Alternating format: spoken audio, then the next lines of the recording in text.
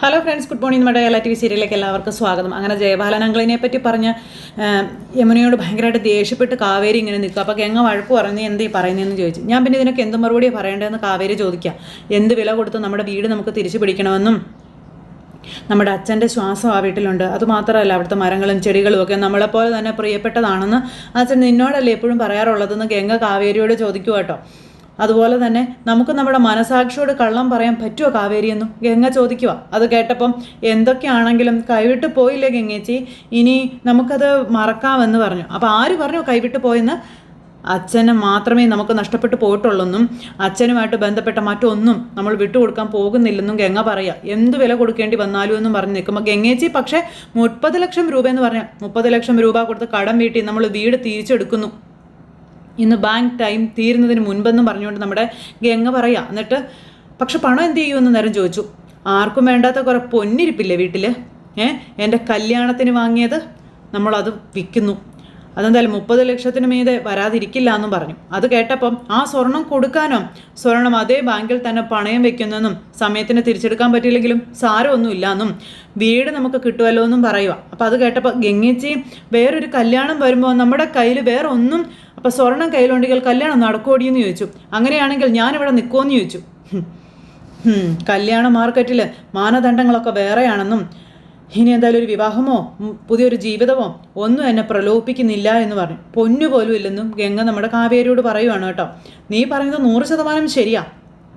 അച്ഛൻ പോയി, അതിനേക്കാളും വലുതായിട്ട് നമുക്ക് ഈ ലോകത്തൊന്നുമില്ല. സ്വർണമോ പണമോ സ്വത്തോ ഒന്നും നമുക്കതിനേക്കാളും മീതെയല്ല.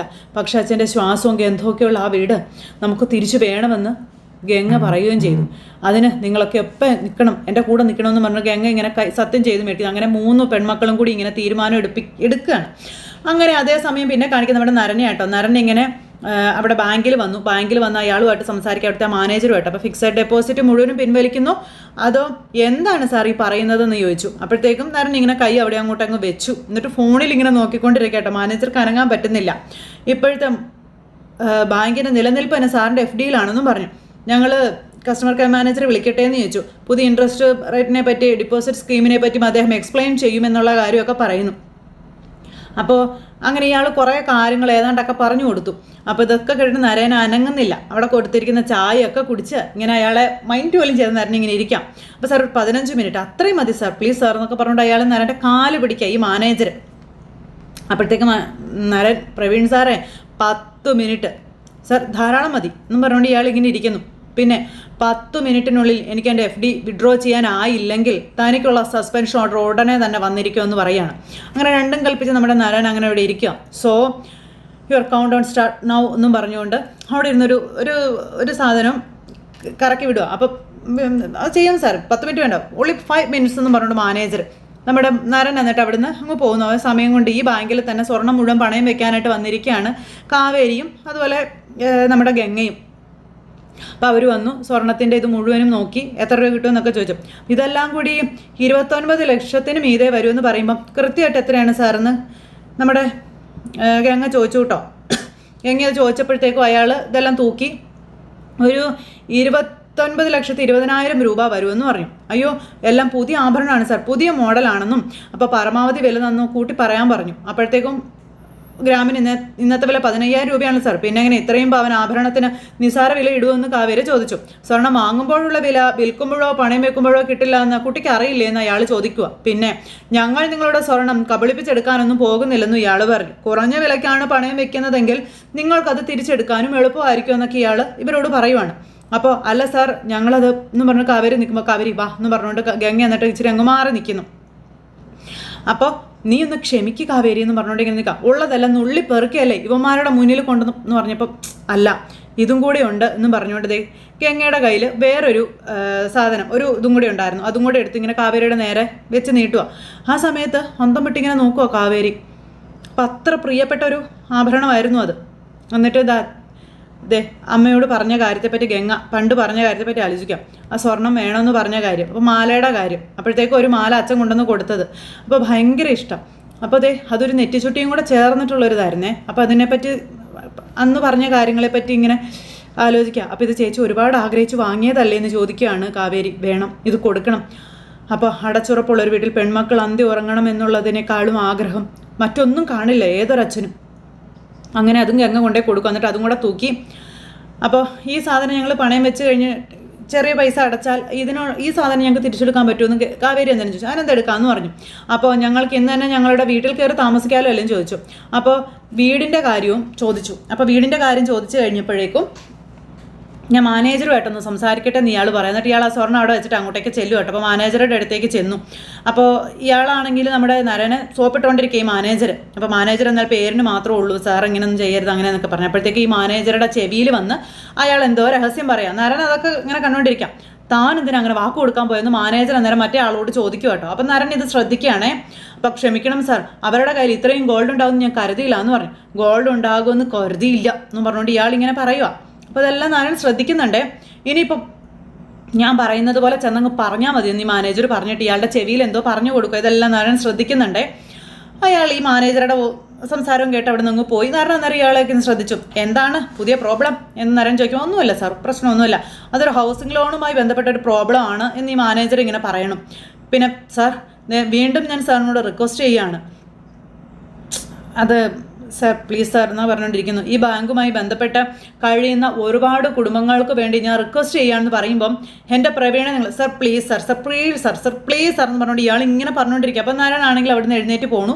എഴുന്നേറ്റ് പോകുമ്പോൾ പുറത്ത് ഈ സംസാരം കേട്ടുകൊണ്ടാണ് നാരായണൻ അങ്ങോട്ടേക്ക് ചെല്ലുന്നത്. ഇപ്പം നിങ്ങൾ പറഞ്ഞ പണം മുഴുവൻ കൊണ്ടുവന്ന് തന്നിട്ടും വീട് ഞങ്ങൾക്ക് തിരിച്ചു തരില്ല എന്ന് പറഞ്ഞാൽ അപ്പം ഞാൻ തരില്ല എന്നൊന്നും പറഞ്ഞില്ലല്ലോ എന്ന് ഇയാൾ പറയാം. പേപ്പർ വർക്കൊക്കെ കംപ്ലീറ്റ് ആക്കി എടുക്കാൻ ഒരു 2 ദിവസം. അന്നേരം പറ്റില്ലെന്ന് പറഞ്ഞല്ലോ, 1 രൂപ കുറയാതെ പണം വാങ്ങിച്ചെടുത്തില്ലേ ഞങ്ങളുടെ കയ്യിൽ നിന്ന് ചോദിച്ചു. അപ്പം പേപ്പർ വർക്കിൻ്റെ കാര്യമൊന്നും ആരും പറഞ്ഞില്ലല്ലോ എന്ന് ഗംഗ ഇയാളോട് പറയുന്നു. ഈ രാത്രി തന്നെ ഞങ്ങൾക്ക് തിരിച്ചു വേണം, ഇന്ന് ഞങ്ങൾ ഉറങ്ങുന്നുണ്ടെങ്കിൽ അത് അവിടെയായിരിക്കും എന്ന് കാവേരി. അപ്പം അങ്ങനെ എല്ലാ കാര്യങ്ങളും ഇയാൾ എന്ത് ഫോർമാലിറ്റീസ് ആണെന്ന് പറഞ്ഞിട്ട് കാര്യമില്ല സാർ, ഞങ്ങളുടെ വീട് അതൊന്നും ഞങ്ങൾക്കത് വേണമെന്നും പറയാം. അപ്പോഴത്തേക്ക് നമ്മുടെ നരൻ മാനേജറുടെ അടുത്തേക്ക് ചെന്നു ഇങ്ങനെ നോക്കുവാണ്. അപ്പം ഇങ്ങ് വരാൻ പറഞ്ഞു വിളിച്ചപ്പോൾ അയാൾ ഇറങ്ങി ചെല്ലുക. നിങ്ങൾ പറഞ്ഞ പണം മുഴുവനും ഞങ്ങൾ കൊണ്ടു തന്നില്ലേ, ഞങ്ങളുടെ വീട് തിരിച്ചു വേണമെന്ന് കാവേരി അവിടെ നിന്ന് അയാളോട് പറയുമ്പോൾ സാർ എന്നും പറഞ്ഞുകൊണ്ട് ഈ മാനേജർ ഇറങ്ങി വന്നു നരൻ്റെ അടുത്തേക്ക്. എന്താ അവിടെ എന്ന് ചോദിച്ചു. അപ്പോൾ ഇതിനൊരു തീരുമാനമാണ്, ഞങ്ങൾ പോവില്ല എന്ന് പറയുമ്പോൾ വലിയ ഡിസ്റ്റർബൻസ് ആണ് സാർ, ഞാൻ കൈകാര്യം ചെയ്തോളാവെന്ന് പറഞ്ഞുകൊണ്ട് ഇങ്ങനെ മാനേജർ സുരേഷേ എന്നും പറഞ്ഞു ഇങ്ങനെ വിളിച്ചു. അപ്പോഴേക്കും നിർത്തിക്കോളാൻ പറഞ്ഞു നരനെ. ആ കുട്ടികളുടെ അച്ഛൻ മരിച്ചു പോയതാണല്ലേ? അപ്പം അതെ സാർ എന്ന് കരുതി ഒരു മര്യാദയൊക്കെ വേണ്ടേ എന്ന് മാനേജർ നരനോട് ചോദിക്കുമ്പം നരൻ ഇങ്ങനെ നോക്കാം. എന്തു മര്യാദയാ? അത് പിന്നെ പണം അടച്ചൊന്ന് കരുതി ഉടനെ വീട് തിരിച്ചു കൊടുക്കാൻ പറ്റുമോ എന്ന് ഇയാൾ ചോദിക്കാം.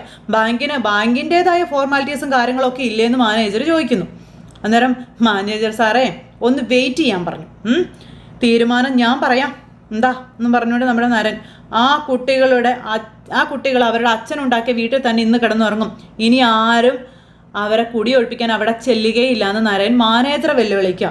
ഇനിയും ബാങ്കിൻ്റെ ഫോർമാലിറ്റീസും പറഞ്ഞുകൊണ്ടിരിക്കുകയാണെങ്കിൽ FD വിഡ്രോ ചെയ്യുന്ന കാര്യം ഞാനങ്ങ് വേഗത്തിലാക്കുമെന്നും നരൻ പറഞ്ഞു കേട്ടോ. അത് വേണോ?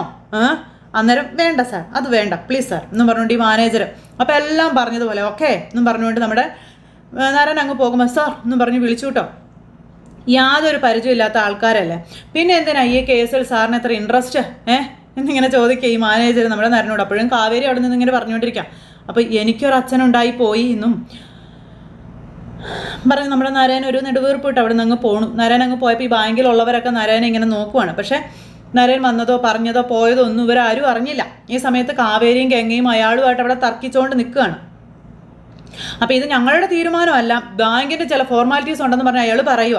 അപ്പോൾ ഇത് തന്നെ പറഞ്ഞുകൊണ്ടിരുന്ന ഈ ബാങ്ക് ഞങ്ങൾ കത്തിക്കും എന്ന് കാവേരി. സത്യമായിട്ട് ഞാൻ കത്തിക്കുമെന്ന് പറഞ്ഞ് കാവേരി ഇങ്ങനെ നിൽക്കുമ്പം രാഹുലെ എന്താണോ ഇത്, വീട് അവർക്ക് തന്നെ തുറന്നു കൊടുത്തേക്കാൻ പറയാം മാനേജർ വന്ന്. ബാങ്കിൻ്റെ ഫോർമാലിറ്റീസ് മാത്രം നോക്കിയാൽ മതിയോ? വല്ലപ്പോഴും ഒക്കെ മനുഷ്യത്വം കൂടി കാട്ടണ്ടേ അല്ല സുരേഷ് എന്ന് പറഞ്ഞുകൊണ്ട് മാനേജർ വന്ന് നേരെ തലക്കനം പറഞ്ഞു. അന്തം വിട്ടിങ്ങനെ നോക്കുക കാവേരിയും ഗംഗയും. പേപ്പർ വർക്കൊക്കെ അതിൻ്റെ മുറ പോലെ നടക്കട്ടെ. ഇന്ന് രാത്രി ഇവർക്ക് ആ വീട്ടിൽ താമസിക്കാൻ കഴിയണമെന്ന് പറയുമ്പോൾ ശരിയെന്ന് പറഞ്ഞുകൊണ്ട് അയാൾ ഇന്ന് തലയാട്ടോ. അയാൾക്കൊന്നും മനസ്സിലായില്ല. അപ്പോൾ നിങ്ങളെ ഇനി അവിടുന്ന് ആരും കൂടി ഇറക്കാൻ വരത്തില്ലെന്നും നിങ്ങളുടെ അച്ഛനുണ്ടാക്കിയ വീട് നിങ്ങൾക്ക് തന്നെ കിട്ടുമെന്നും കാവേരിയോടും ഗംഗയോടും ഈ ആൾ വന്ന് പറയുന്നു. എന്താണ് വേണ്ടതെന്ന് വെച്ചാൽ ചെയ്തു കൊടുക്കരാവില്ല എന്ന് പറഞ്ഞാൽ അയാൾ വലിയ ഷോ കാണിച്ച് അകത്തേക്ക് കയറിപ്പോയിട്ടോ. അപ്പോൾ ശരി എന്ന് പറഞ്ഞ് ഇയാൾക്ക് എന്നാ പാട്, ഇതെന്ത് പറ്റി പെട്ടെന്ന് മാറിയതെന്ന് കാവേരി ചോദിക്കാം. എന്തായാലും നന്ദി പറയണം കാവേരി, ദൈവത്തോട് പറയുന്നത് പോലെ എന്ന് പറഞ്ഞിങ്ങനെ പറയുമ്പം, അതെ നന്ദി പറയണമെങ്കിലേ അത് മാനേജർ സാറിനോടല്ല, സാറിൻ്റെ അടുത്തൊരു ചെറുപ്പക്കാരൻ ഇരിപ്പുണ്ടായിരുന്നു, അദ്ദേഹം പറഞ്ഞതുകൊണ്ടാണ്, മനസ്സിലാഞ്ഞിട്ടും മാനേജർ സാറ് ഇന്ന് തന്നെ നിങ്ങൾക്ക് വീട് തുറന്നു തന്നതെന്ന് ആ ജോലിക്കാരൻ പറഞ്ഞു. എന്നിട്ട് അയാൾ ഇവിടെ പോയി അതുവഴി പോയിട്ടുണ്ടെന്ന് പറഞ്ഞപ്പോഴത്തേക്കും ഗംഗയും കാവേരി ഓടിച്ചെല്ലുവാണ് അദ്ദേഹത്തെ കാണാനായിട്ട്. ഓടിച്ചെന്നു. അപ്പോൾ ഒരു ചെറുപ്പക്കാരൻ അതിലങ്ങ് പോണു. അപ്പോഴേക്കും നമ്മുടെ കാവേരി എക്സ്ക്യൂസ് മീ എന്ന് പറഞ്ഞ് വിളിച്ചു. അതേ നീല ഷർട്ടൊക്കെ ഇട്ട ഒരാൾ അങ്ങ് പോണേ. യെസ് എന്ന് പറഞ്ഞപ്പോൾ, സോറി എനിക്ക് ആള് മാറിപ്പോയതാ, സോറി എന്ന് പറഞ്ഞപ്പോൾ ഇറ്റ്സ് ഓക്കെ. അപ്പോൾ കാവേരി ആ ചെറുപ്പക്കാരനെ കണ്ടായിരുന്നു.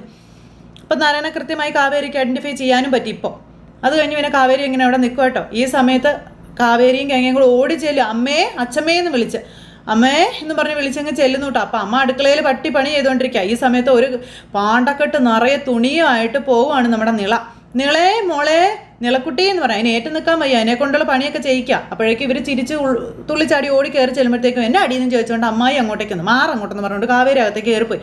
അമ്മേ അച്ഛമ്മേ നിളേ യമുനേ എന്ന് പറഞ്ഞ് ഓടി ചെല്ലുക. അച്ഛമ്മേ എന്നൊക്കെ പറഞ്ഞങ്ങ് ചെല്ലുന്നു. ദേ എൻ്റെ വീട്ടിൽ പെണ്ണുങ്ങൾ ഇങ്ങനെ തൊണ്ട കീറി വിളിക്കരുതെന്നൊക്കെ പുള്ളിക്കാർ പറഞ്ഞു. മരങ്ങേറ്റം ആക്രമിടുത്തുമൊക്കെ നിങ്ങളുടെ അച്ഛൻ സമ്പാദിച്ച വീട്ടിൽ പറഞ്ഞ മനസ്സിലായോ എന്ന് ചോദിച്ചു. ഒരു വലിയ ഡയലോഗ് ഇറക്കുന്നു. എന്താടി നീയൊക്കെ ഇങ്ങനെ തുറച്ചു നോക്കുന്നത്, നിന്റെ കൂടപ്പറപ്പങ്ങളെ അമ്മേ കൂടും കുടുക്കിയെടുത്തെല്ലാം പുറത്തോട്ടിടുന്നത് കാണണം നിനക്കെന്ന് ചോദിച്ചു വലിയ ഡയലോഗ് അടിച്ചപ്പോൾ, അവരെന്തേ നിങ്ങൾ അവരെ വളപ്പിന്ന് പുറത്താക്കിയെന്ന് ചോദിച്ചു കാവേരി. അയ്യോ ഞാൻ അവരെ പുറത്താക്കിയെന്നും, ഞാൻ പുറത്താക്കി അതുങ്ങൾ പോവോടി എന്ന് ചോദിച്ചുകൊണ്ട് അമ്മ ഇവരെ പരിഹസിക്കാം. എടി ഇത്തൽ കണ്ണി എന്ന് പറയുന്ന ഒരു ചെടിയുണ്ട്, മറ്റു മരങ്ങളിൽ നിന്ന് പറിച്ചെറിഞ്ഞാലും പിന്നെയും പറ്റിപ്പിടിച്ചു വരും. അതുപോലെ എൻ്റെ മകൻ്റെയും ചോര ഊറ്റി കുടിക്കാനേ ചിലരൊക്കെ കിനാവ് കാണുന്നുണ്ടെന്ന് പറഞ്ഞുകൊണ്ട് ഗംഗയെ അത് പറയാം. സുചാത്തേ ജോലി വല്ലതെങ്കിലും ഉണ്ടെങ്കിൽ ചെയ്തു തരാമെന്ന് പറഞ്ഞു നിൻ്റെ അമ്മ തന്നെ എവിടേക്ക് വന്നതെന്നൊക്കെ പറയണു. ഓഹ് നടുവൊടിഞ്ഞ് ഞാൻ ഈ വീട്ടിൽ കിടന്ന് ജോലികളെല്ലാം ചെയ്തിട്ട് മരച്ചോട്ടിൽ സർവാണി സദ്യ നടത്തേണ്ടെന്ന് ഞാനും അങ്ങ് തീരുമാനിച്ചെന്ന് പറഞ്ഞു. അപ്പോഴത്തേക്ക് അമ്മ ഒരു കൈ പിടിച്ച് വരുക. അമ്മയ്ക്കും മക്കൾക്കും വെട്ടി വിഴുങ്ങണമെന്നുണ്ടെങ്കിലേ പകല് സമയത്ത് എന്തെങ്കിലും ജോലിയൊക്കെ ചെയ്യണമെന്ന് പറയാം, രാത്രി എവിടേക്ക് വേണമെങ്കിലും ഇറങ്ങിപ്പോയിക്കോ, എനിക്ക് ഒരു വിരോധവും ഇല്ലെന്നൊക്കെ പറഞ്ഞ് പുള്ളിക്കാരി കഥ അറിയാതെ നിന്ന് അങ്ങ് ആടുവാണ്. അപ്പോഴേക്കും അങ്ങനെ ഒരു ഔദാര്യം ഇനി മുതൽ അരവിന്ദൻ്റെ കുടുംബത്തിന് വേണ്ടെങ്കിലോ എന്ന് നമ്മുടെ കാവേരി എന്ന് പറഞ്ഞുകൊണ്ട് ഇവരിങ്ങനെ നോക്കുക കേട്ടോ. അപ്പോൾ ദേ അപ്പോൾ നിനക്കൊക്കെ വെട്ടി വിഴുങ്ങണമെന്നുണ്ടെങ്കിൽ ഇവിടെ വന്ന് കിടക്കണം എന്ന് പറഞ്ഞു. അപ്പോൾ അതെ ഇവരന്തം വിട്ട് നോക്കുക. ഈ സമയത്ത് നമ്മുടെ വിനീത് അങ്ങോട്ടേക്ക് വന്നു. വിനീത് വന്ന് ഇവരുടെ സംസാരം കേൾക്കുക. അപ്പോൾ ഇനി ഇവരുടെ ആട്ടും തുപ്പും കേട്ട് അടിമവേല ചെയ്യേണ്ട കാര്യമൊന്നും നമുക്കില്ല അമ്മയെന്ന് കാവേരി പറയുന്നു. അപ്പോഴും ഇവരന്തം വിട്ട് നോക്കും. ഇവർക്കൊന്നും മനസ്സിലായില്ല. നമുക്ക് നമ്മുടെ വീട് തിരിച്ചു കിട്ടിയെന്ന് പറയുമ്പോഴത്തേക്കും കയ്യിലുണ്ടായിരുന്ന തവി തന്നെ താഴെ പോയി. ശാരദാമ്മ പോലും അറിയാതെ. ലളിത ഞെട്ടി അന്തം വിട്ടിങ്ങനെ നോക്കി നിൽക്കുവാണ്. അപ്പോഴത്തേക്ക് അമ്മ ഓടി ചെന്നിട്ട് നേരാണ് മോളെ കേട്ടതെന്ന് ചോദിച്ചു. അപ്പോൾ അതേ അമ്മ നേരാണെന്ന് പറഞ്ഞു. അങ്ങനെ അതേ കഥകളെല്ലാം മക്കൾ അമ്മയോട് പറഞ്ഞു. സത്യമാണ് ചേച്ചി, അപ്പോൾ വിശ്വസിക്കാൻ പറ്റുന്നില്ല ചേച്ചി എന്ന് പറഞ്ഞ് നിളയും ചെന്നു കേട്ടോ. അപ്പോൾ പറഞ്ഞില്ലേ മോളെ, നമ്മൾ എന്ത് വില കൊടുത്തും അച്ഛനുണ്ടാക്കിയ വീട് തിരിച്ചു പിടിക്കുമെന്ന്, നമ്മൾ തിരിച്ചു പിടിച്ചു എന്ന് പറഞ്ഞു. ഇപ്പം തന്നെ നമുക്ക് ഇറങ്ങാമെന്നും പറയുക. അപ്പം നന്ദി മാത്രമുള്ളൂ സുജാത നിന്നോട് ഞങ്ങൾക്കെന്ന് പറയുകയാണ് ശാരദാമ്മ. സകലത നഷ്ടപ്പെട്ട് ഈ പഠിക്കൽ വന്ന് നിന്ന് എന്നെ എൻ്റെ മക്കളെയും തെരുവിലേക്ക് ഇറക്കി വിട്ടില്ലല്ലോ നീ, ഞങ്ങളെ സഹായിച്ചല്ലോ എന്ന് പറഞ്ഞ് നിൽക്കുക സുജാത.